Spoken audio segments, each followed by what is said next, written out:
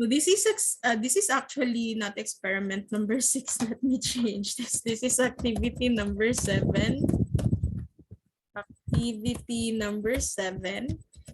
Okay, so this is entitled Electronic Configuration and Quantum Number. So you are not yet done with your electron configuration itong inyong lesson during high school. So when you say electron configuration class, this is actually referring to how electrons are being distributed in an atom. So you will be summarizing where the where the electrons are located sa atom natin. So ito yung ating ginagamit na format. Magli-list down ka lang. We have SPDF. So for the S, you start with 1 and end sa 7. But for the 2, for the P, you will just start with the second energy level. So you can also include this in your index cards. I believe na daghan na kayo mong index cards diha. You have your polyatomic ions and the activity series of metal. You can add this one, so that in the quiz or sa exam, you will have a guide. But if you have already memorized this one, then it's okay. Wala po tayo problema, ana, as long as tama inyong answer. So again, we are doing electron configuration to locate where the electrons are being distributed in the atom. Okay? So again, 1s yan siya, 1s pababa. Kasunod na siya kung sa next na configuration. So ito ang formula ng molarity. Yeah, you can include in your index cards the formula for molarity. Molarity is equal to moles per liter, and then the other one, yung moles is equal to weight in grams divided by the molecular weight. You can also include that in your index cards. Okay? So for the electron configuration class, as you can see, we have numbers and letters for this. So for example, we have 1s. This one here, this number here is actually referring to the main energy level. Okay? Main energy level, ito siya. And the letter there, the S, the S, P, D, and F is actually referring to the orbital. Okay? Kasi this is where we can see our electrons. And then, diba, when we are doing an electron configuration, you have a superscript na number. So for S, you have here the 2. And this is actually referring to the number of electrons. Number of electrons. So kagaya ni helium class, si helium kasi, kung titingnan natin sa periodic table, ang kanyang atomic number ay 2, ang kanyang atomic mass ay 4. Sa prelim, nag-discuss na tayo nito, pag atomic mass, itong 4, ang ibig sabihin yan, ito yung kanyang number of protons, tapos inad natin yung number of neutrons. Pero itong atomic number na ito, this is referring to the number of protons. Tama? Atomic number ito siya, di ba? Pero, di ba, sa discussion natin, kapag yung ating element ay walang charge, again, take note, walang charge or neutral siya, 0 ang kanyang charge, the number of protons is equal to the number of electrons. So kung gaano karami si protons, ganun din karami si electrons. So for the case of helium kasi class, 2 ang kanyang atomic number. Ang meaning yan, may dalawa siyang protons and may dalawa din siya na electrons. And pag sinabing electron configuration, titingnan natin, isa-summarize natin kung saan na located itong dalawang electrons ni helium. Okay?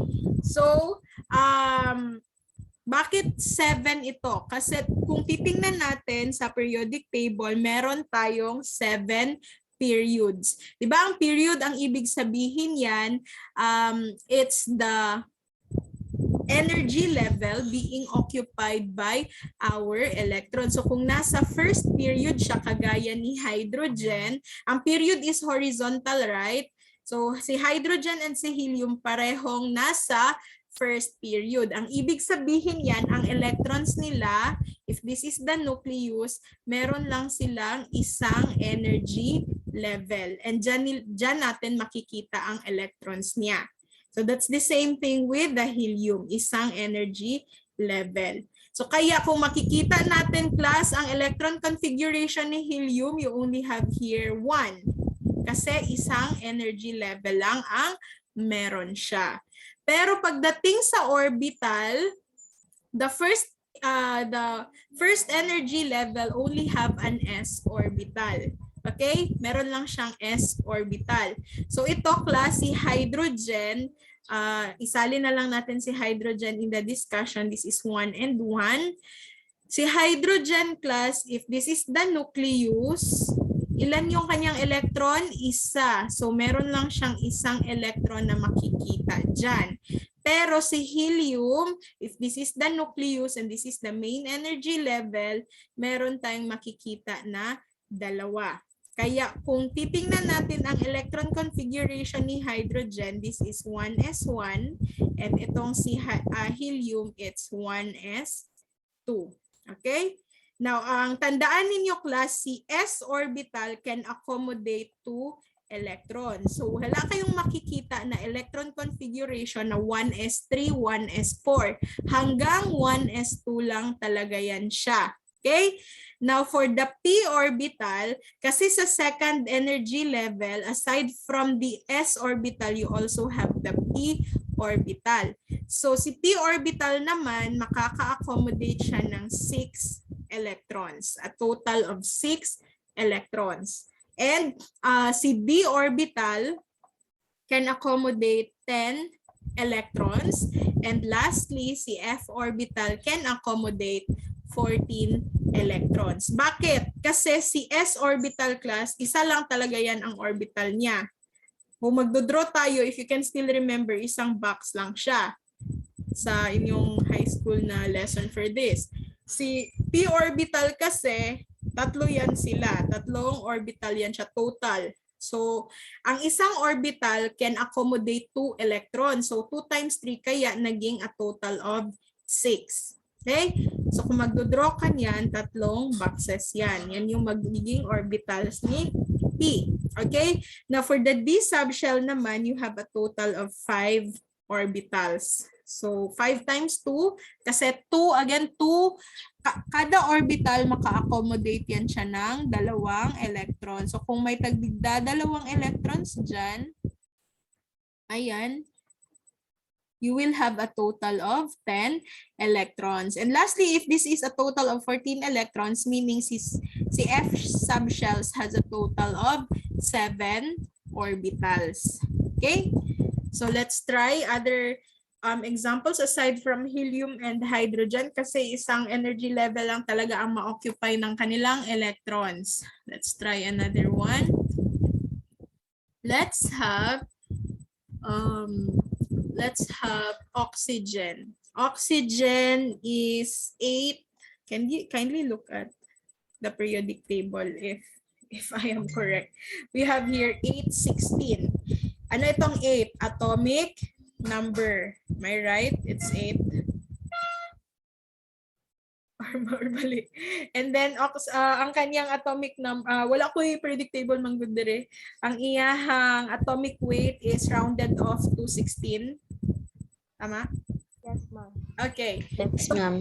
Pag i-ask ko kayo class to make an electronic configuration for oxygen, always remember ang gagamitin is the atomic number. Again, it's the atomic number because this also represents how many electrons ang meron kay oxygen. So, ang quota natin dito ay 8. Tapos, ifa-follow natin itong direction ng mga arrows. So, we will start with 1s. And sabi ko kanina, the s orbital can accommodate a total of 2 electrons. Okay? And then after that, saan na po point ang arrow? The next one will be the 2s. And just like the 1s, it can also accommodate 2 electrons. So pumasok na class sa second energy level, si oxygen. And then next, after kay 2s, ang arrow ay papunta doon. So mauuna si 2p. So ilan yung ma-accommodate ni 2p? A total of 6 electrons. Pero since ang quota natin is 8, okay, very good. This is 2p4. So i-add natin ito. 2 plus 2 equals 4 plus 4 here for the p orbital. So this is a total of 8. So this is how we distribute the electrons of oxygen. Okay? So yan yung essence ni electron configuration ha. We will know how the electrons are distributed in the atom of the oxygen or the elements.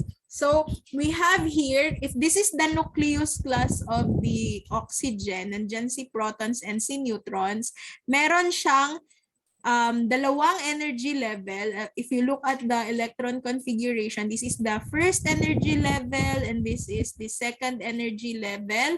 And according sa electron configuration, on the first energy level, you will see 2 electrons. But on the second energy level, this is both on the second energy level. So 4 plus 2, you have here a total of 6 electrons. Okay, that's how you picture out the electrons of the elements using the electron configuration. So merong mga orbitals, dalawang klaseng orbitals on the second energy level, the s orbitals and the p orbitals. Pero nevertheless, sa outside niya, sa second energy level niya, you can see a total of 6. Do you have questions? Or should we have another example? Okay, sit on class. Wait lang dyan.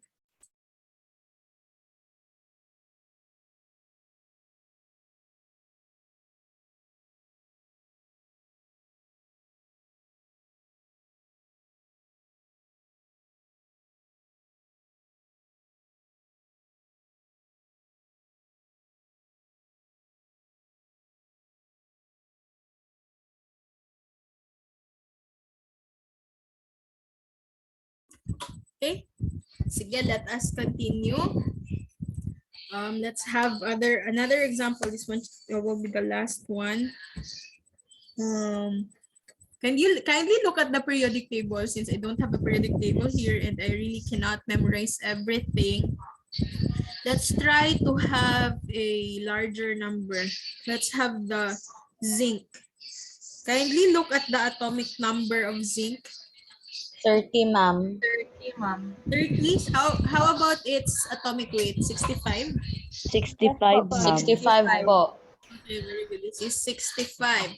So if gagawa tayo ng electron configuration class, ito yung gagawa natin ha, ang 30 ang atomic number. So pag malito pa rin kayo saan dyan yung atomic number, saan yung atomic mass, most likely mas maliit talaga class ang atomic number. Kasi protons lang naman ang nire-represent niya. While si atomic mass, protons and neutrons. Pero wala itong charge. Again, wala siyang charge. So, pantay lang ang numbers of protons and electrons niya. So, pwede natin siya gawa ng electron configuration. So, again, we'll start with 1s2. Again, 2 lang ang kayang i-accommodate ni s orbital. And then, after that, you have the 2s2, 2p6, 3s2. So, naging 6 ito ha kasi ito yung kayang ma-accommodate ni p orbital. After 3s, balik ka dito sa taas. You will have the 3p6.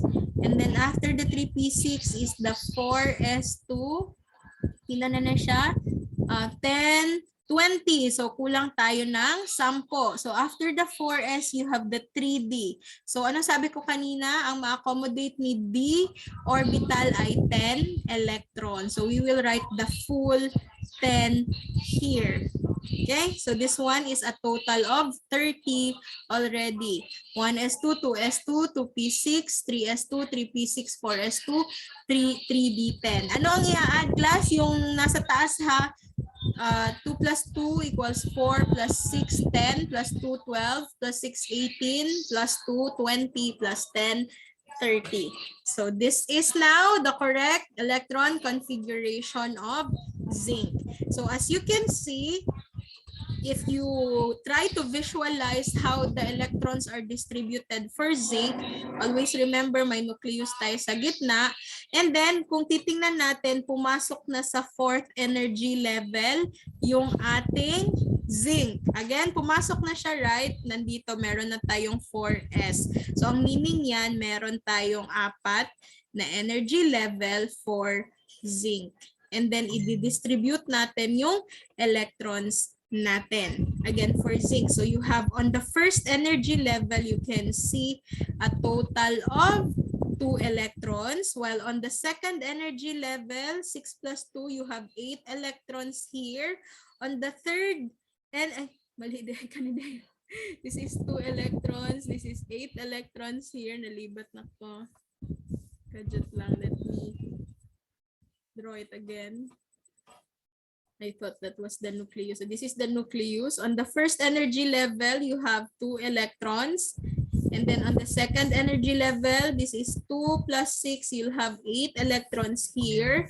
On the third energy level, 6 plus 2, 8 plus 10, you'll have a total of 8 electrons. And lastly, on the fourth energy level, you only have 2 electrons. So this is how the electrons are being distributed for zinc. Okay? So pumasok na siya sa fourth energy level. So kung titingnan din yung class, si zinc ay nabilong sa period number 4. Look at the periodic table. Saan na-locate si zinc? Nasa period number 4 siya. Tama or mali? Period is the horizontal, ha? Pahiga. Tama? Nasa 4th energy level siya. So, ganun class. Ganun yun actually yung pagka-arrange ng elements in the periodic table. That also involves the distribution of the electrons. So, since pumasok na si electron sa 4th energy level, kaya kung titingnan natin sa period, nasa 4th period din siya. So kanina si hydrogen 1s lang, si helium 1s2. So 1 energy level lang silang dalawa, kaya nasa first period sila. And then yung last na natin, oxygen. What was the largest energy level for oxygen? It's 2. Tama ba? It's 2 or 3? 1s2. 2, ma'am. 2. So if you look at oxygen also, saan siya nabilong? Period number 2. Kasi yan yung nire-represent ng ating period. May question ba kayo sa electron configuration class? Just follow the arrow, ha? Just follow the arrow. It's going down. So 1s, 2s, and then you'll start with 2p first before ka mag-3s. Kasi we need to fill in the higher energy level first before tayo sa mas mababa. Mas mataas kasi, mas mababa kasi ang energy level ni 2p kaysa kay 3s. Kaya mauuna mong isulat si 2p. Now, baka mag-ask kayo, ma'am, paano kung may charge? Kagaya ni zinc, paano kung may charge siya? Kanina kasi walang charge yung mga examples natin. Si zinc, paano kung may charge? This is still 30, this is still 65. Pero anong nadagdag? Ang charge. Okay? Ano ibig sabihin pag magkakaroon ng charge ang ating elements? Pag positive ang charge niya, it means mas marami ang protons. So you will have loss of electrons here. Again, pag positive ang charge, there is loss of electrons. Pero if the charge is negative, there is gain of electron. Yan yung meaning niya, ha, para hindi kayo malito. Now, this one is positive 2, which means zinc here loses how many electrons? 2 electrons. Okay, very good. So, what will happen now? Instead of 30 class, you only have 28 electrons for this. And this is the one that you are going to make an electron configuration. Itong 28, ha? Kapag may charge, hindi na itong original atomic number. Nabawasan tayo kasi positive yung charge natin. Nabawasan ng 2. So 28 lang yung quota natin, class. Pag magsusulat tayo ng electron configuration, you have 1s2, 2s2, 2p6, 3s2, 3p6, 4s2, and 3d8. So ito na yung kanyang bagong electron configuration kapag ka positive ang kanyang charge. Okay? Pero paano kung negative ang charge? Si oxygen, negative 2, 8, 16. So si oxygen nagkaroon ng charge. Negative is gain of electron. Ilan ang nagain niya? 2. 2, ma'am. Okay, very good. So this will be a total of 10 electrons 10. already. So yan yung gagawa natin ng electron configuration. So 1s2, 2s2, and 2p6. This is 2 plus 2, 4 plus 6, 10. So this becomes now the electron configuration of our oxygen. Okay? Questions again about electron configuration? Meron bang hindi naintindihan dyan? If you just follow class, the arrows, then you can really make a correct electron configuration. Tandaan nyo lang, ang S, kaya niyang ma-accommodate ng 2. Si P, 6. Si B, hanggang 10 lang talaga, huwag niyong pasobrahan. And lastly, si F, hanggang 14. Pag napuno na yan, you have to move to another configuration. So, kagaya dito, 3D10. Pag napuno na 10 na ito, that's the time mag-o-open ka ng 4P to fill in the electrons. Okay? Wala na bang question for electron configuration before tayo mag-move on with the quantum numbers? Na? So, itong quantum numbers, this is actually used by scientists, by chemists, to describe the electrons of each element. So when I say describe, it includes the size of the atom due to the electrons, the shape of the orbitals, the location of the electrons itself, and the spin. Because remember, electrons are actually in constant motion. So again, ginagamit itong quantum numbers to describe the properties of the electrons in our atoms. And we only have 4 quantum numbers: principal, angular, magnetic, and spin. Okay? 4 yan sila. Now let's start with the principal quantum number. Ang symbol ng principal quantum number ay N. And what does it tell us? It tells us the energy level which is occupied by the electrons in our atom. And ano yung dinidescribe niya? The size of the orbital. Okay? So how are you going to predict the principal quantum number? Actually, mas madali kung babalik tayo sa electron configuration. So hindi tayo makakapag-predict ng quantum numbers without the electron configuration. So balikan natin, class, si oxygen, the one that don't have the charge. So this is 8, 16. So this is 1s2, 2s2, and 2p4. Okay.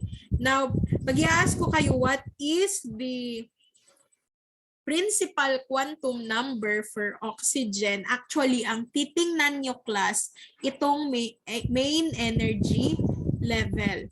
Kung anong number dyan ang pinakamalaki, yun yung principal quantum number mo. Okay? So, in this case, the answer is 2. Okay? Hindi mo siya i-add, ha? I-locate mo lang alin dyan sa mga numbers na yan ang pinakamalaki. Kahit pa marami sila. Basta siya ang pinakamalaki. Kasi again, principal quantum number will tell us the size of the atom. So, remember ninyo, sinulat ko kanina, this is the nucleus of the oxygen. And since pumasok siya sa second energy level, the size becomes like this. bigger than the helium and the hydrogen because helium and hydrogen has only one energy level. So again, si principal quantum number will tell us the main energy level occupied by the electron or the electrons. Kung marami sila. Nakuha? Paano kunin si principal quantum number? Or do you have questions? Sige, move on tayo. Kung walang questions. Or kung may pahabol kayo na questions, just send it na lang sa chat. And then, the next quantum number is called angular momentum quantum number. And ang symbol niyan ay L. Actually, it's L na pinakatay. Di lang ako mag-edit sa laptop to make this one like pinakatay na L. Other name for angular quantum number is azimuthal quantum number. So nakalagay dyan sa activity ninyo, that's azimuthal quantum number. Now ano naman ang nire-represent ni angular quantum number? It's actually the subshell of the electrons energy level shells. And how are we going to determine, in this case for oxygen, the angular quantum number? This is how you're going to do it. Ang titingnan mo lang is ang pinaka-last na configuration. So, gibox na ko ha. Pinaka-last lang na configuration ang tanawon. Particularly, the letter. So, what is that? It's P. So, meron itong nire-represent class ang bawat letter na yan. Meron yan silang corresponding number. If the last configuration is S, the number is 0. If the last configuration is P, the quantum number is 1. If it is D, then the quantum number is 2. And lastly, if it is an F, the quantum number is 3. Okay? But in this case, the last configuration is a P, so the angular quantum number is 1. Okay? Now, ano naman yung nire-represent ni angular momentum quantum number? Kung si principal is ang size, si angular naman ay ang shape. Shape ng orbital. Kasi kapag ka S yung last mo na configuration dyan, ang shape ng kanyang orbital ay spherical. Bilog. Okay?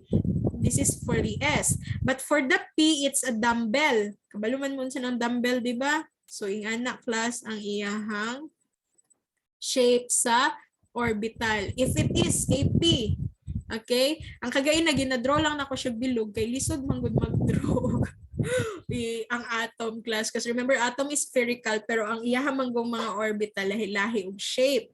Pero pag it's D pa din.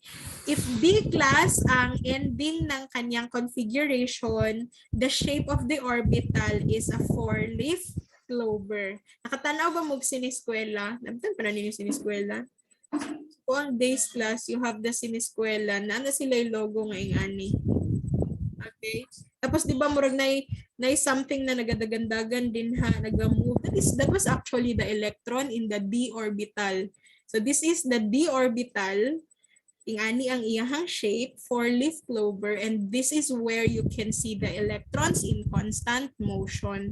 So I hope nasabtan ninyo nga nung naiingani nga murag logo or something si siniskwela.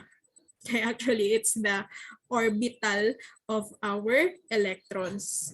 Okay, siniskwela is more on like this, no? Chemistry, sciences, and so on.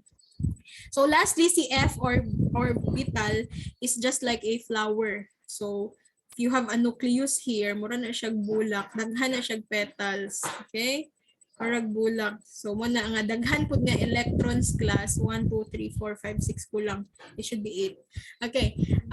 Muna siya nga mas daghan pud ang makakaya na electrons for the F orbital because it's a larger one. The shape is like a flower.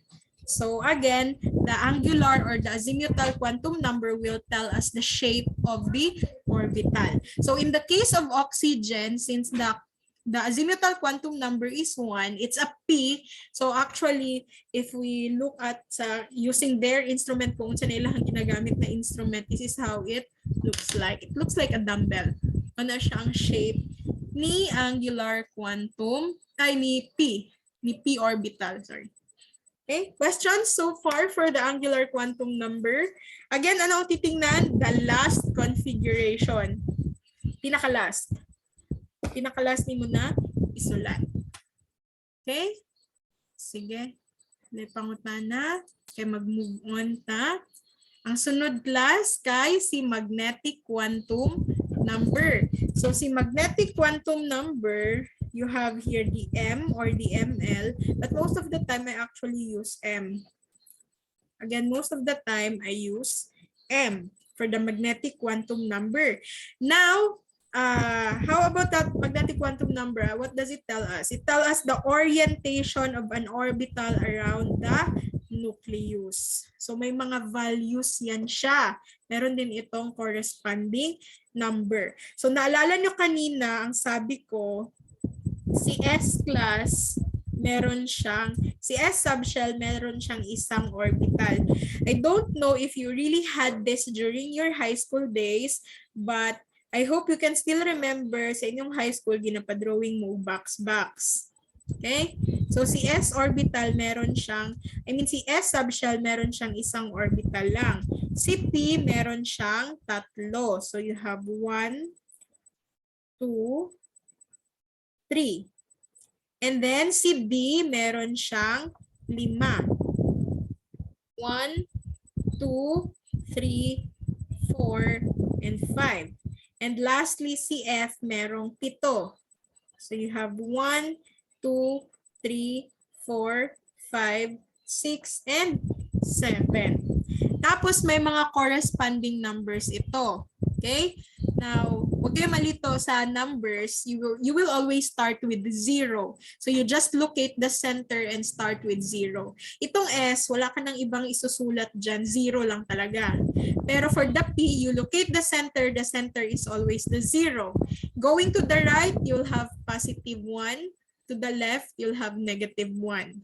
But for D, again, you locate the center, that is 0. So +1, +2. On the other side, -1, -2. And lastly, for F, this is 0. So hanggang +3 ka here. And -3 on the other side. So orientation kasi ang hinahanap natin for magnetic quantum number. And how are you going to predict this? Just like the angular quantum number, you only need the last configuration. For oxygen, the last configuration is 2p4. Pero anong gagawin natin? Ang kukunin lang natin is itong electrons na nasa last na configuration, and that is 4. Okay, that is 4.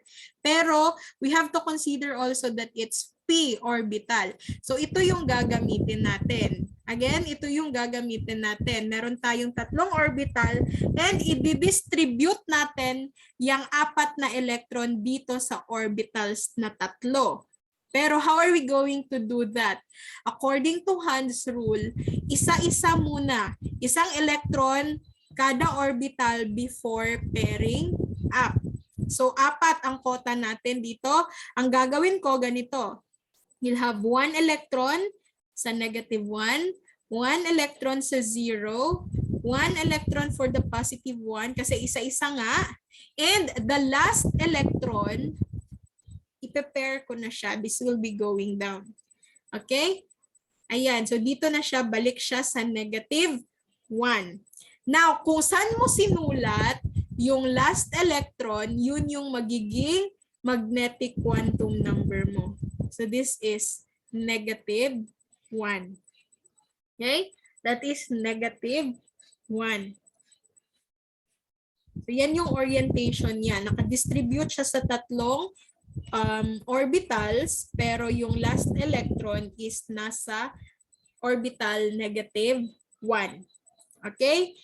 That's for the magnetic quantum number. So bakit ito nga yung, dito nga natin siya sinulat kasi P naman yung ating last na configuration. Kung meron tayong example yung sa case ni zinc plus D yung ending niya. So ito yung gagamitin mo. 5 orbitals. I-distribute mo lahat ng electrons dito for the last configuration. And then lastly, we have the fourth quantum number, the spin quantum number. We use S or MS for its symbol. And this is actually used to distinguish between two electrons in an orbital, or this one will determine the spin of the electron, whether it is going down or going up. Kasi ang mga electrons class sa atoms natin, hindi yan sila nagsasabay. Hindi sila nagsasabay kung saan direction sila pumupunta. So the other one might spin down or the other will spin up. So for the values of our spin quantum numbers, ang ginagamit natin is 1/2. Pero positive and negative. And how are you going to determine this? You will just look at the electrons na last mong sinulat doon sa magnetic quantum number. Anong last nating sinulat? This one, right? Itong nasa -1. And saan siya papunta? It's spinning down. Again, it's spinning down. If it's spinning down, class, it's always negative. So this one here is -1/2. Okay? By the way, pag magsusulat ka ng electrons dito sa mga orbitals natin, spin up muna tayo lahat before tayo mag-spin down. So for example, yung last mong sinulat is like this. Last talaga siya. Ito yung pinaka-last. This is a spin up. So kung tatanungin ka ng spin quantum number, the answer should be positive 1/2. Okay? Pero if it's a spin down, ang pinaka-last na electrons na sinulat mo is a spin down, this is always -1/2. Okay? So those are our principal quantum numbers. So I will be giving you one last example after kong i-present ang inyong activity. Okay? So, i-delete ko na yung mga writings on the screen. Okay, so this is your activity now. I have given you here elements. Some of them are neutral. They don't have charges. But I think, yeah, I placed here a charged element. So what you're going to do is to make the electron configuration and predict the sets of quantum numbers. Principal, azimuthal, magnetic, and spin. So do not forget ha, pag may charge, nagbabago ang kanyang electron configuration.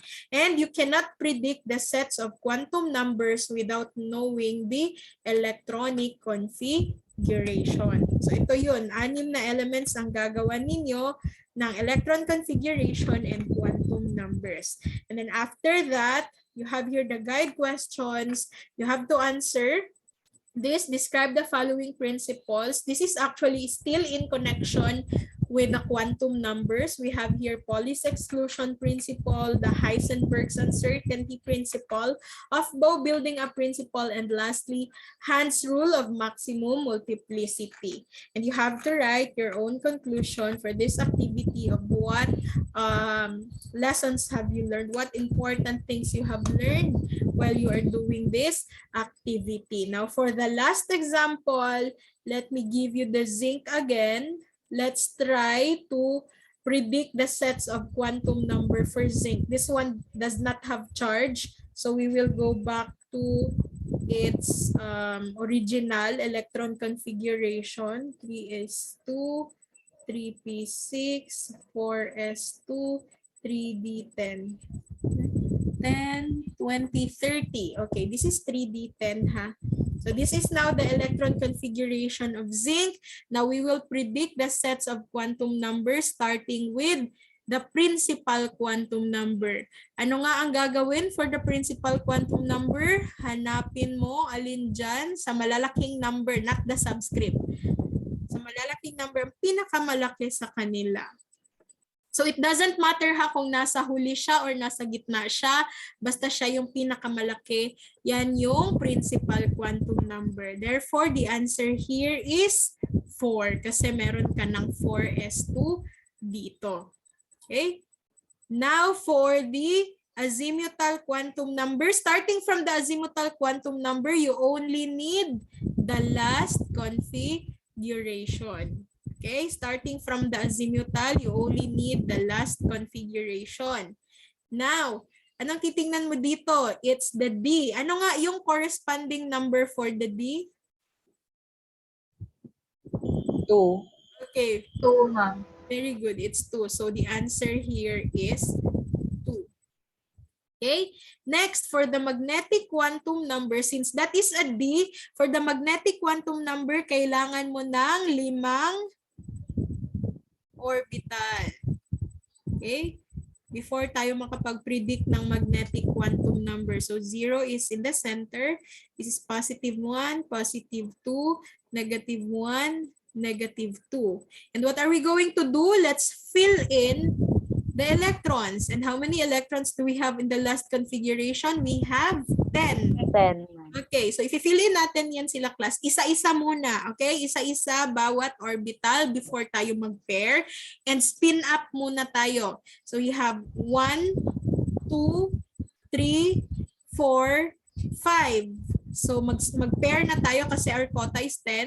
So 6, 7, 8, 9, and our last electron is located here. So kung saan mo sinulat yung last electron, yun yung magiging magnetic quantum number. So in this case, the correct answer is positive 2. Okay? And lastly, we have the spin quantum number. Ganun pa rin. Ang titingnan pa rin ninyo is yung last nyo na electron. Kung going up, positive. Kung going down, negative. So since this is a spin down, so negative. Negative 1. Negative 1/2. Okay, very good. Negative 1/2. So I hope you have learned something about the electron configuration and the quantum numbers for this one. Actually, the electron configuration and the quantum numbers are used to locate the elements in the periodic table. Parehas ako, wala ko'y periodic table, pero I can actually locate zinc in the periodic table just by looking the electron configuration and the sets of quantum numbers. So I believe that the periodic table looks like this. Okay, this one is the periodic table here. So you have the hydrogen and the helium here. And then you have beryllium here. Sorry, mali. Ano na ako isulat? You have here the beryllium, magka, ayan. And halinakyrubi. So karasa boron, carbon, nitrogen, oxygen, fluorine. Now I'll be locating zinc. Now my hint here is for both the electron configuration and the quantum number, the energy level, the principal quantum number is 4. So definitely zinc is located in the 4th period. I don't have a periodic table here, ha. Look at your periodic table if correct ko na naa siya sa 4th period. Now this is a D. So if this is a D class, zinc is located at the center. So zinc is somewhere here. Kasi ang periodic table class, lahat ng element na nasa dito na side, ang ending nila S. Tapos ito, P. And itong nasa gitna, lahat ng ending nila D.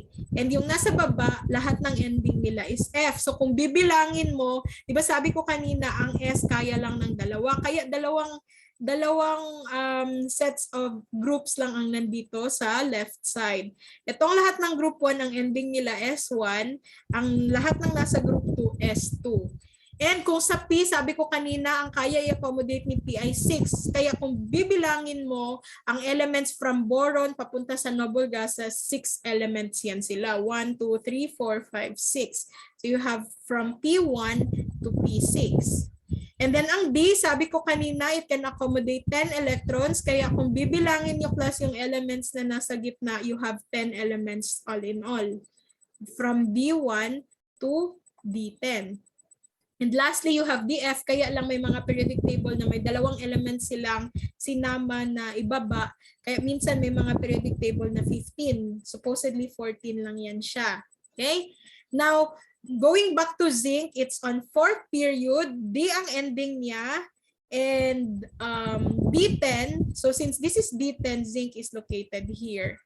Am I right? Look at the periodic table. Tama? Yes, ma'am. Okay, so that is now the essence of knowing the electron configuration. You can really locate the elements. I don't memorize the periodic table, but by looking at the electron configuration and the sets of quantum number, I can always locate the elements kung saan sila nakalagay sa periodic table natin. Okay, it's a D, so nasa gitna. And it's D10. So since this is D1 from D1 to D10, so nasa last siya. And nasa 4th period. Okay, that's the essence of knowing the electron configuration and quantum numbers. Questions so far? Wala? Okay. So yan yung inyong activity number 7 class. The deadline for this is on November 3.